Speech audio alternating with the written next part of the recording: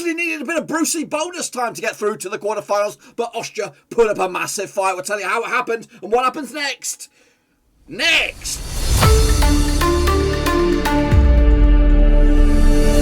That's right, folks, back once again with another match review, looking back at Italy versus Austria at Wembley in the last 16, and we'll get to that in just 1 second. If you're new, where have you been, boys?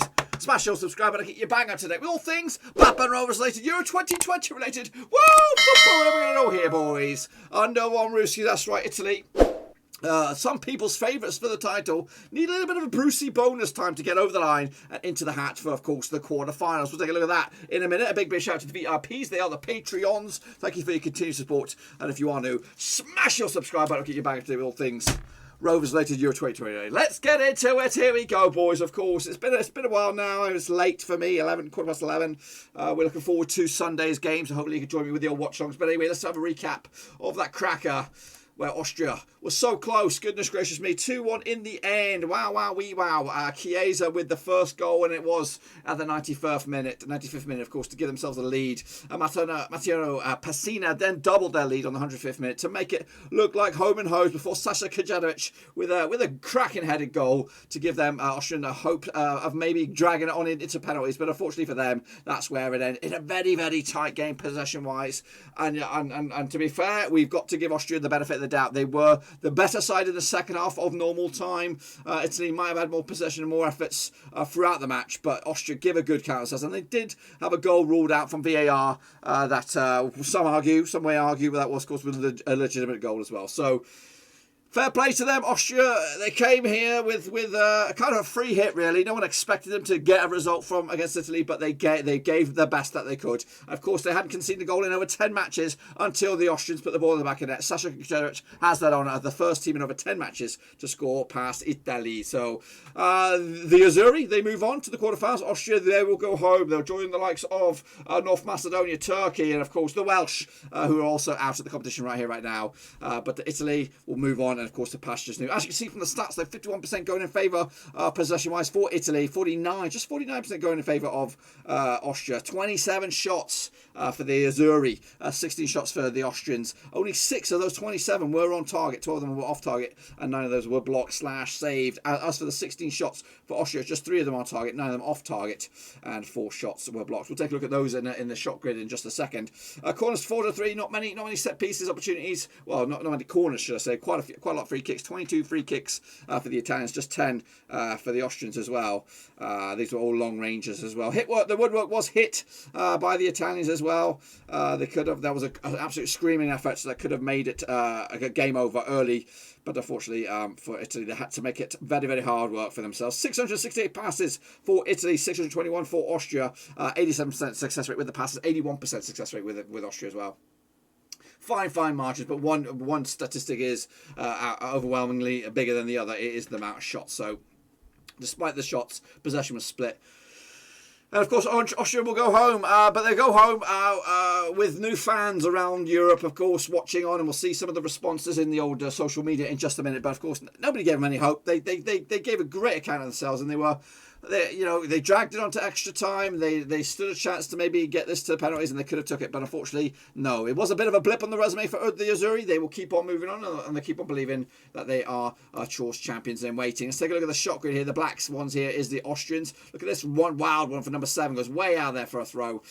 As for the Italians, absolutely peppered the keeper. Poor keeper. A lot of the shots within the 18-yard box, of course, quite a few of them outside the box, long ranges as well. As for the Austrians, again, quite a few outside the box, some barely even making a dent within the 18-yard box, but of course a couple of long ranges, and of course one goal as well. Let's take a look at the heat maps. This is the Italians' heat map. Every blade of grass has been covered, and again they are moving that direction there for you, which of course signifies a lot of possession in that attacking third. And again, the keeper was very, very busy. You've got to give him some credit as well. Donnarumma, of course, for a future PSG keeper.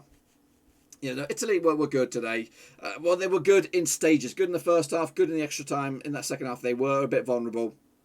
And maybe those watching on that will meet them in the second round or the quarterfinals will fancy the chances, maybe pick apart those weaknesses. As for Austria, again, A lot of grass was covered by Austrians, but a lot more in the defensive third. And again, the keeper was very busy. When going forward, as you see, that attacking third was also quite a hot spot for possession for the Austrians. How about the touch map here? These are the Italian touch maps. As you can see, again, that attacking third is that area where they did boss a possession throughout the 120 minutes of football. As for Austria, not as much going forward. As you can see, a lot less of their possession is within the attacking range of the Italian goal, but give it them the credit where credit's due. Take a look at the personnel that were involved in this match. Donnarumma between the sticks, of course, £66 million rated, but of course he's on his way to PS Bloody G. Acerbi was at the back in place of Cellini, still nursing an injury. Bonucci as well. Spinazzola, De Lorenzo, your full-backs with Jorginho, Verratti and Barriella in midfield. No Locatelli, which was a surprise. Insigne up top alongside Berardi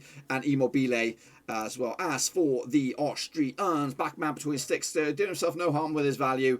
Hinteregger, Dragovic, Alaba and Lena in the back four for Austria. Grilic, Schlager, Lehmer, Baumgartner, Sabitzer and Arnautovic up top. As for the substitutes, we did see Locatelli coming on a little bit later on. He's only 23 years of age. Of course, the future of the midfield there. Brian Castagna as well, 26 years old. Matteo Pessina with the goal.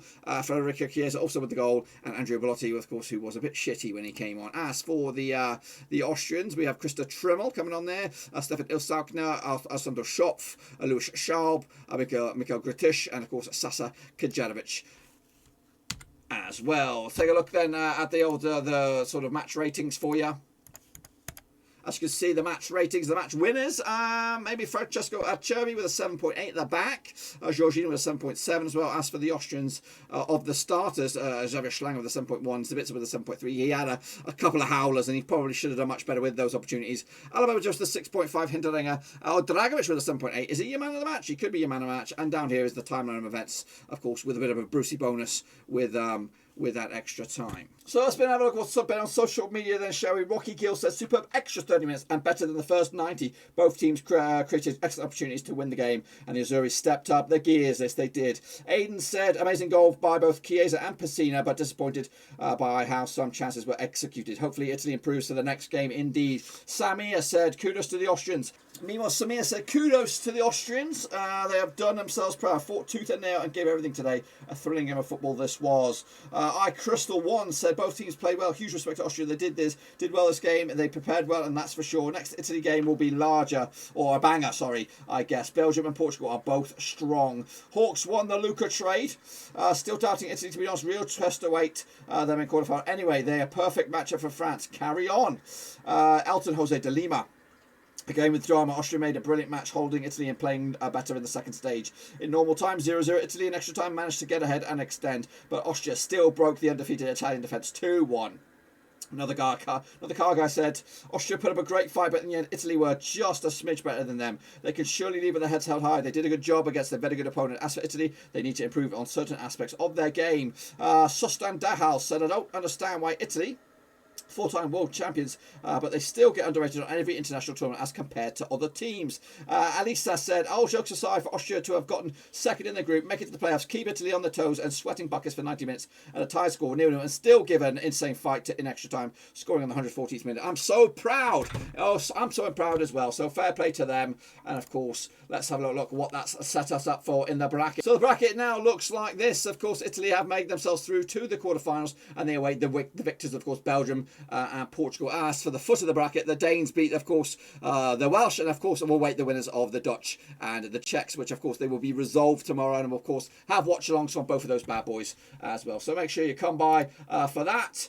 And that's all I've got for you today, folks. Hope you enjoyed the video. If you did, smash your thumbs up. And if you're new, smash your subscribe. Get you bang up to date with all things Euro 2020 related, Blackburn Rovers related. Whoa, football, what are we going to do here? Under one Rooskies, what are your thoughts on Italy at the moment? Have you lost faith in them? Or do you even think that they're the real bloody deal? Let me know your thoughts and opinions down below in your comment section. We look forward to their quarterfinal, whoever it may be. And again, we'll have watch-alongs, previews, match reviews, and of course, predictions on the channel. So make sure you give the video some love and smash your thumbs up, smash your subscribe, and I'll see you soon for the next one. But until then, I'm done.